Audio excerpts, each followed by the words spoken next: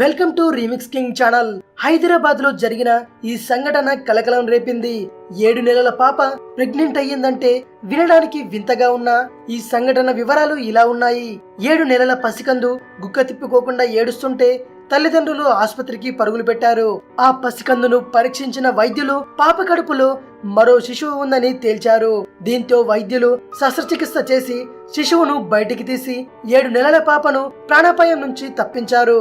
హైదరాబాద్ విద్యానగర్ లోని neo BBC children ఆసుపత్రిలో ఈ అరుదైన శస్త్రచికిత్స జరిగింది.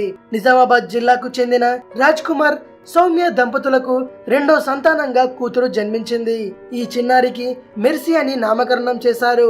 వీరిద్దరూ ఉద్యోగస్తులు కావడంతో మెర్సీ నానమ్మ సంరక్షణలో ఉంటోంది.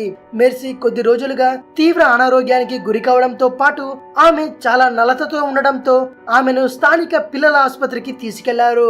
పాపను పరీక్షించిన వైద్యులు కడుపులో గడ్డ ఉందని వెల్లడించారు. ఇక చేసేదేమీ లేక రాజ్ కుమార్ దంపతులు మెర్సీని బీబీసీ చిల్డ్రన్ హాస్పిటల్ కు తీసుకువచ్చారు. ఆసుపత్రిలో స్కానింగ్ తీయగా మెర్సీ కడుపులో మరో శిశువు ఉందని తేలింది. దీంతో డాక్టర్ నరేంద్ర కుమార్ ఆపరేషన్ చేసి మెర్సీ కడుపులో ఉన్న 100 గ్రాముల బరువున్న మరో శిశువును బయటకు తీశారు. ఈ శిశువుకు తల, కాళ్ళు, చేతులు, నడుము, పిరుదులు ఉన్నాయని, అయితే పూర్తి స్థాయిలో తయారు కాలేదని వైద్యులు తెలిపారు. ప్రస్తుతం మెర్సీ కోలుకుంటోందని వైద్యులు తెలిపారు. ఇది విషయం. మరిన్ని ఇంట్రెస్టింగ్ వీడియోస్ కోసం రీమిక్స్ కింగ్ ఛానల్ ని సబ్స్క్రైబ్ చేయండి. మరో వీడియోతో మీ ముందుకు వస్తాను. అంతవరకు సెలవు.